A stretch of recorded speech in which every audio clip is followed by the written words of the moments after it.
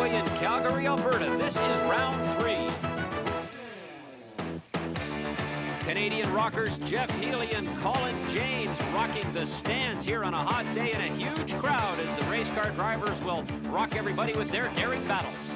Hello everyone, Jerry Dobson here along with Paul Chater. Race City Speedway in Calgary, the site of today's race, a 1/2 mile oval track. We'll also have race 4 in the series here for you, and because it's an oval, should be very interesting, Paul. It'll be a challenging race, 125 laps of this short oval at speeds averaging more than 150 kilometers an hour. Add to that the fact that BC rookie Trevor Siebert is on the pole position, and beside him, one of the best Formula Atlantic drivers on the continent, Claude Bourbonnais. American Freddie Remrev should have been in the race today, but he had a bad crash. He's okay, but he's out. Well, so far, this Players Limited Formula Atlantic Series has been extremely competitive and extremely exciting, thanks to some wonderful driving in qualifying. Montreal hosted the first race in the 91 Players Limited Atlantic Series. Quebec's own Jacques Villeneuve was in the lead for most of an extremely competitive race, but several spins proved too much for his car, and American pole sitter Jim Vassar ended up as the winner. Quebecer Stéphane Prou finished in second. The next race in Toronto proved to be just as exciting. Jim Vassar was again on pole and led for the first 10 laps before hitting the wall. Quebec's Stéphane Prou then led until passed by Texan Jim Crow on the 26th lap. Behind the leaders, the battles never seemed to stop. The race ended on a yellow after 37 laps, so Prou had to content himself with second after Jim Crow and Nürburgring was third. It's hot and dry here at Race City Speedway outside of Calgary. Almost perfect conditions except for Trevor Siebert, our pole sitter. He just finished third in the Players GM Motorsports race and literally crawled out of that car into his Atlantic car. And Trevor is still leading the Players GM Series, but this is his first race in the Atlantic Series this year, so he's got his work cut out for him. Let's check the grid now. On the pole is Canada's Trevor Siebert in car number 4, the same rental race car that Jacques Villeneuve raced in Montreal, but with a better engine this time. Trevor is a BC businessman and a weekend racer. But that's not to say he isn't a real threat here as an Atlantic rookie. And I'm glad to see that at least a good portion of the top drivers that are in the Atlantic Series right now are here. And I really wouldn't want to be here racing if they weren't here. I always like to judge myself against the best there is, and I was really glad when I pulled in to see that they're here. Claude Bourbonnais has qualified second here. He's hungry to prove himself in his Camnet car number 04, a top-class racer from Quebec. Claude has lately been competing in the World Sports Car Championship Series in Europe. He hasn't had much oval experience, though. There's 125 laps. You need a good setup on the car, because driver is not as important as on a road course on an oval. Car is vital. If you don't have a good car with a good setup, you can't win the race. There's no way. Third qualifier on the grid is another Canadian, Rick Peterson of Alberta. He's also driving a rental car, number 5. Peterson could be a real threat here because he's raced dirt ovals for years as a hobby in his hometown of Grand Prairie, northwest of Edmonton. Does Rick Peterson expect to win? I do now. I was hoping for at least a top 5 when we come here, but after our practice session now, I'm hoping to win. Fourth on the oval grid today is car number 88, driven by young American Bert Hart of Boca Raton, Florida. This is only his second Atlantic oval race ever, and he's finding it tough. You got G's on your body, you're sliding, your car's drifting up towards the wall, you're like, oh my God, we're, on a tetherball rope, or like, what it feels like is a washing machine on spin cycle. Fifth on the grid is number 65, Canadian Stéphane Prou, one of Canada's foremost drivers, who spent last year racing in Europe. So far this year, Prou has those 2 second-place finishes in Montreal and Toronto, making him the Players Limited Atlantic Series leader. But it's his first race on a short oval, and he's got a lot of rivals here. So on a short circuit like this, where we have 4 guys in the same tent in the second, any one of us could win, and I think it's a matter of being able to play well in the traffic and being consistent. I think Claude could be good on the race day, and so is Rick Peterson, so it's hard to say. In 6th place on the grid, number 86, yet another Canadian, Frank Allers. Allers is racing in both the Players Limited GM Series and in this Players Limited Atlantic Series, and he's sure about his main rival here. Well, the one I'm mostly concerned with, we're running a Canadian championship, and Stéphane Prou is leading the series right now. So it looks like he's going to go to all the races as we are. So I guess the only way to beat him is to actually beat him on the track. The cars are on the pace lap now, and behind Ehlers in 7th and 8th positions are two Americans, David Dosky of California, number 33, and Atlantic rookie, businessman Billy Rowe of Arizona, number 40. They're followed by two more, young Mike Berg, number 9, and Gary Peterson, number 47, both of California. Next are Canadian Greg Mandrusiak, number 24. And finally, number 12, BC's Bob McGregor. And we're just about set to race. There's Trevor Siebert in the yellow car on the pole. Right beside him, Claude Bourbonnais in the blue car. We're just about set, and yes, we have the green flag. There we go, and there goes Bourbonnais. Where's Trevor Siebert? He's back in 6th. He blew the start. I don't think he was expecting it. He just didn't get on the throttle and got swapped by everybody else behind him on the grid. Now, Claude Bourbonnais pulled a very smart move here. He's got his foot down early, coming out of turn 4 before the green flag, and he's already got a good advantage. Now, there's Trevor Siebert on the outside in the yellow and black car, trying to pass Stefan Prue in the red car, number 65, and he's done it on the outside. This is where Siebert's oval experience will come to the fore. Even though he got a bad start, he'll be much better suited to pick through the traffic. Claude Bourbonnais has the lead for now. A very short oval here. They'll do a lap in under 15 seconds. So round and round they'll go in no time at all as we have a look from in-car here. Along with Frank Ehlers, who's running in 4th place, chasing Rick Peterson directly in front of him. We can see the different lines they're using through the turn. Ehlers pulling right down tight to the white line on the inside of the circuit. Peterson, on the other hand, in front of him, using a much wider line. This ultimately will slow him down. It looks to me like Ehlers has his car set up well for this, and he's conserving his tires and just biding his time at the moment in 4th place. And right in behind him, there's Trevor Siebert. In fact, it looks as though Siebert in the yellow car, he nearly caught Ehlers right there, but has to tuck in behind one more time. So as we look through behind Trevor Siebert, I believe, and there's Stefan Prue in the red car. Number 65, Prue. We can see Stefan's car's kind of weaving all over the track, whereas Siebert is picking exactly where he wants to put that car, and it seems that he can put it anywhere he wants on the circuit. That's his oval experience. He's set up this car extremely well, and he's through. He's past Ehlers. He's into 4th place now. The yellow side panels on Siebert's car there, number 4, down low inside the red and white car, number 5 of Rick Peterson. Now, from Ehlers' viewpoint, we can see that battle with Siebert on the left. He slots back one more position. He's just waiting, but he's got that car perfectly positioned. Now, he's going to try to get past and pick up another position. Some great driving here by Trevor Siebert. He still has some traffic to pick his way through if he can catch the leader, Claude Bourbonnais. So, after 9 laps, the top 6, Claude Bourbonnais leads, followed by Bert Hart, Rick Peterson, Siebert, Ehlers, and Prue. The Players Limited Atlantic Series is brought to you by Yokohama Performance Radial Tires. Now you've got control. Welcome back to the Players Limited Atlantic Series Round 3 here at Race City Speedway in Calgary. Claude Bourbonnais' blue Camnet car number 04, still the leader. A pretty good battle happening in behind for 3rd place between Trevor Siebert and Rick Peterson. But there's Bourbonnais in front for the moment. Trevor Siebert continually trying to carve his way through all of this traffic. There he is in the yellow car, number 4, chasing Rick Peterson, red and white, car number 5. You watch now as Siebert tries to pull down low. There's not much drafting to be done on a slow circuit such as this. They're going around number 12, Bob McGregor, a slower car.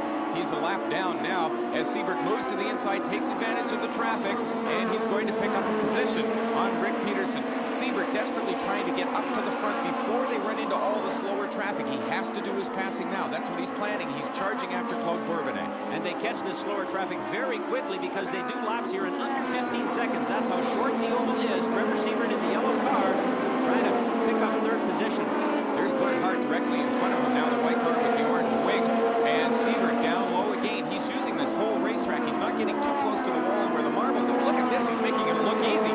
Beautiful pass down inside of Bert Hart, and he's picked up another spot.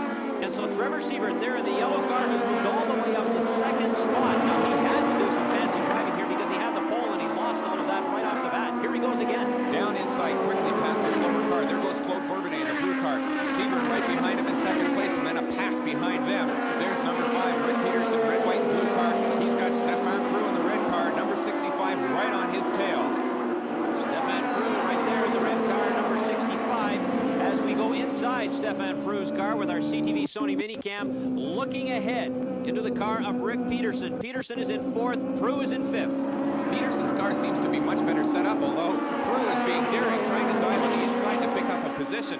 Prue's car doesn't seem to be handling all that well. He must know that, so he's pushing it harder. Now look at the battle for 1st first place. There's the blue car, number 04 rather, Claude Bourbonnais, and Trevor Siebert right behind him. Siebert now trying to desperately to get by Bourbonnais. He's got to do this before they get into traffic. Bourbonnais ran way too high up, close to the wall, and gave an opening there for Siebert. So Trevor Siebert's experience on the oval track seems to be paying off. He's just passed car after car. Trevor Siebert right there in the yellow car with the blue trim is your leader now. He has overtaken Claude Bourbonnais, trailing in behind there in the blue car. Bourbonnais now in second as Siebert attempts to pass another slower car here. There's Bourbonnais. Oh, and Bourbonnais catches Siebert. He just simply banged right into him there. Spun him right around. That was Gary Peterson, the slower car in front. Probably what happened is Bourbonnais did not expect Siebert to slow down that much behind the slower car.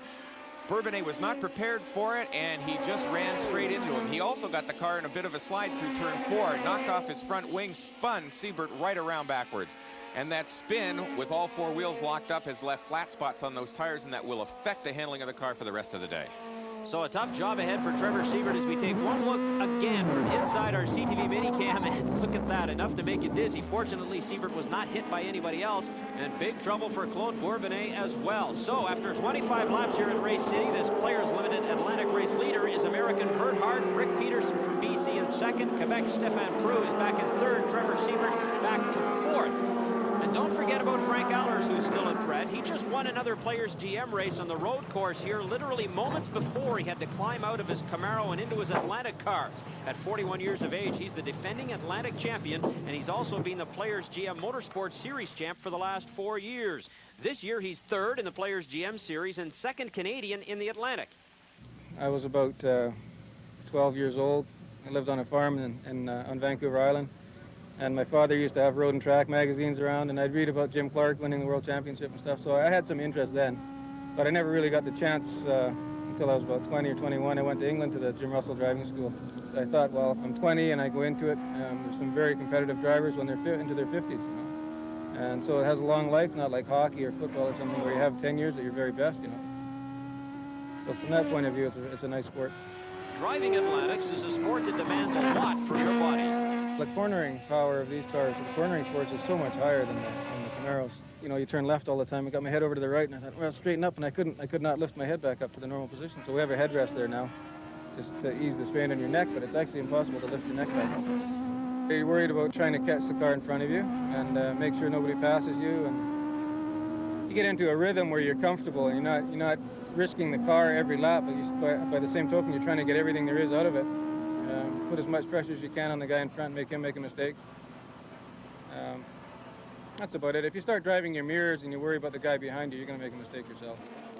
So a look at Claude Bourbonnais in the blue car as he comes back out of the pits after tangling with Trevor Siebert a little earlier.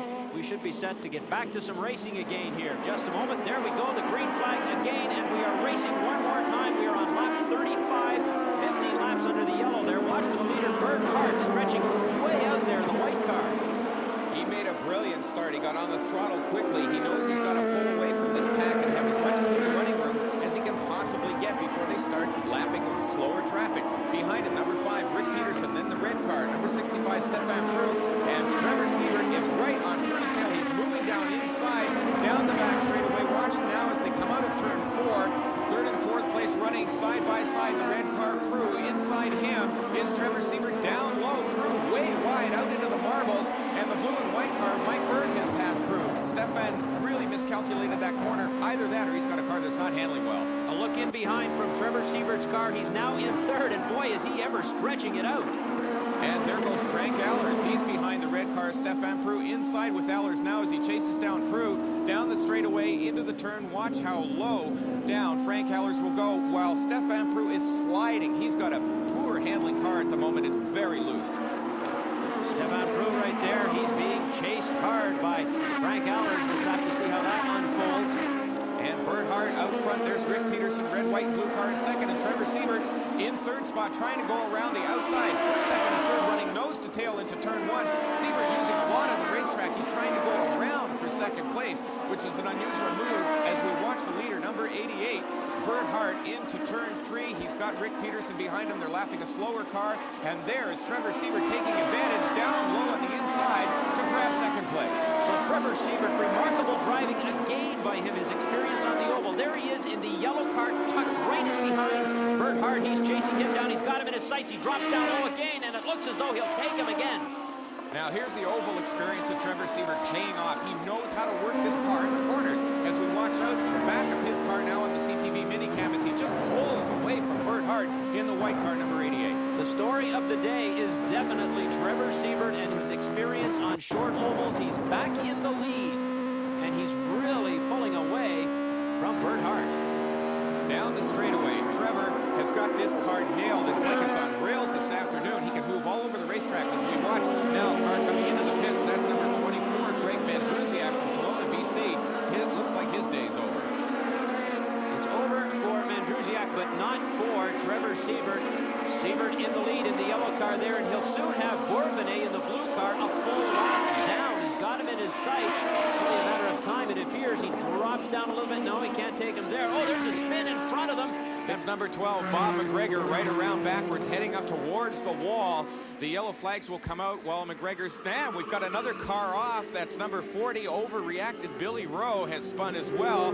There are two cars backwards, yellow flags being waved. And Frank Allers into the wall, number 86, straight off the end of the turn, hit the end of the tire wall and pretty hard thumped that cement. So three cars go off there. Bob McGregor, Billy Rowe, and Frank Allers. There's a look, I believe, at Allers' car hitting the wall. As you can see that McGregor and Rowe are already off the track. Boy, that's a nasty one. There he is again. Frank Allers just coming off a win here already in the GM Motorsport Series.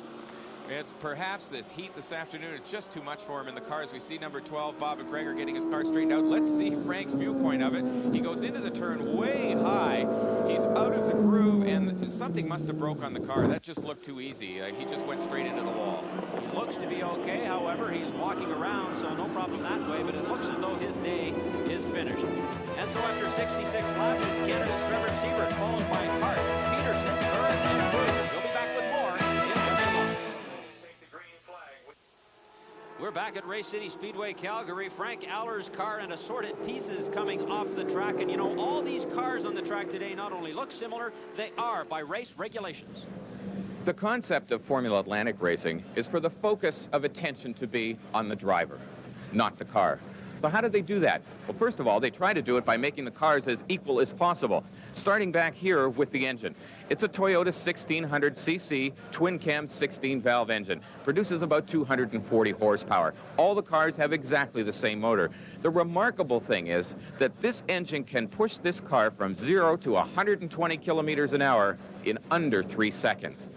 Why is this car so fast? Well, first of all, it weighs less than 500 kilograms. There's nothing on this car that isn't absolutely necessary. And it corners at extremely high speeds, like a Formula One car or an Indy car.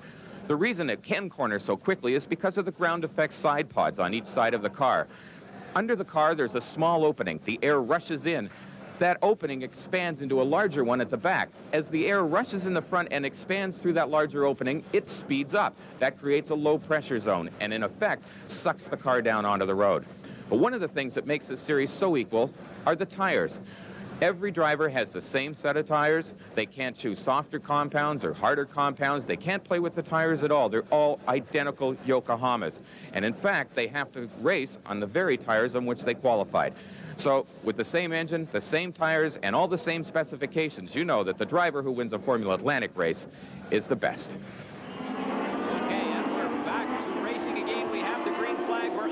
Trevor Siebert still in the lead. His rental car doing a magnificent job. He's got a better engine and obviously a terrific oval suspension set up there. He's by Bourbonnais. He's got him a lap down. His yellow car doing a tremendous job for him here. On board now with Stefan Prue, who's running in 5th place. He's chasing Mike Berg in car number 9. Prue, despite the fact that he's got a car that doesn't appear to be handling all that well, he's still attacking, going down on the inside, trying to pass Berg. He's got to get himself back up with the leaders if he hopes to finish in the top 3. He's now in the 4th spot. The red car, number 65, Stefan Prue in 4th. So Stefan Prue making a move perhaps. He's got a lot to go to chase down that guy. Trevor Siebert in the yellow car, passing slower cars once again. He really has the experience on this oval, and it is showing right now. He's doing these laps in under 15 seconds. The difficulty for Siebert now is to keep his concentration up as he moves through traffic. There's the red car, Stefan Prue attacking back now on the inside of Rick Peterson in car number 5, and in front of him in the white car with the orange wing is Bert Hart. Stefan Prue starting to charge his way back up to the front. Stefan Prue in third, trying to pass Hart to get into second place, and he looks like he's got him in his sights now. You can watch for him to drop down on one of these corners perhaps and take him and move into second. There's Trevor Siebert in the yellow car in the lead. He's safely out in front, no problem. And there we've got a car going into the pits. That's car number 40. That looks like Billy Rowe. Billy Rowe into the pits now, so he could be finished for the day. Rowe had a problem. You remember he spun. He's probably flat spotted his tires. And now we're back with Stefan Prue, who has moved into second place. In car number 65, the red Sony car, Stefan Prue is chasing this man in the yellow, red, white, blue car, number 4, Trevor Siebert. Trevor Siebert in the predominantly yellow car out in front, but Stefan Prue was behind him, and now he's stalled on the track. Skid marks behind him. He must have lost it in the turn. He stopped right in the middle. Here, let's have a look at it. Just a few moments ago, Prue too hot through the turn, right around backwards, and he just missed that wall. And so we're lined up again, and there's a look at Stefan Prue after 118 laps. Trevor Siebert in the lead with Hart, David Doski, Berg, and Peterson all following. We'll be back with more oval action from Calgary in just a moment.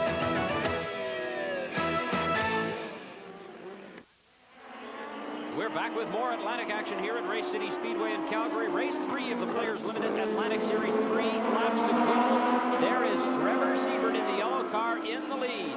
On Prue, a miscalculation. He ran into the back of David Doski, number 33, almost went into the wall.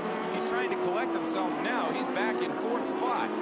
So big problems for Stefan Prue, but no problems whatsoever for the man in the lead here. That is the yellow car right there. Trevor Siebert, amazing experience here on this oval and has shown through today, and he will take the checkered flag. Trevor Siebert of British Columbia is your winner here at Race City Speedway in Calgary. Bert Hart is second, David Doski third, Mike Berg, also of California, is fourth. Rick Peterson is fifth, and Quebec Stefan Prue is sixth. I should have finished second, but c'est la vie. I won't forgive myself for that one, you know. It was tough to take. And a great day for Trevor Siebert. $110,000 up for grabs in total for these double oval races. $485,000 for the series. And Trevor Siebert is the winner of the $500 Yokohama Tire Now You've Got Control Award for having most significantly improved his position during the race. And he's tired. He just won a GM Motorsport race on the road course. I was really tired. I could hardly catch my breath after that race. Went back to tent, put some ice on my head, and I climbed in the car. And for the first 25 laps of that race, I thought, I'm not going to make this. And then a couple of yellow flags really helped me go around with my helmet open, get some air in my helmet, and really calm back and lay back. And then once I saw that I was running, I was the quickest car on the track, helped me relax quite a bit. So it turned out real well.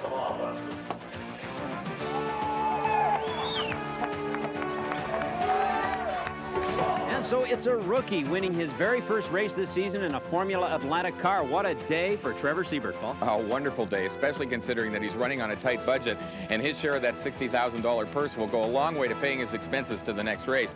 But a tough day for some of the Canadians, for Stefan Prue and Claude Bourbonnais, and particularly for Frank Allers. And unfortunately, Frank won't have his car ready in time for the next race here, which will be next week. But Trevor Siebert will be, so we'll be watching for him. And so for Paul Schader, this is Jerry Dobson saying so long from Race City Speedway in Calgary. And don't forget, coming up soon, race number 2 from the 1/2 mile oval at Race City Speedway. The Players Limited Atlantic Series has been brought to you by Yokohama Performance Radial Tires. Now you've got control.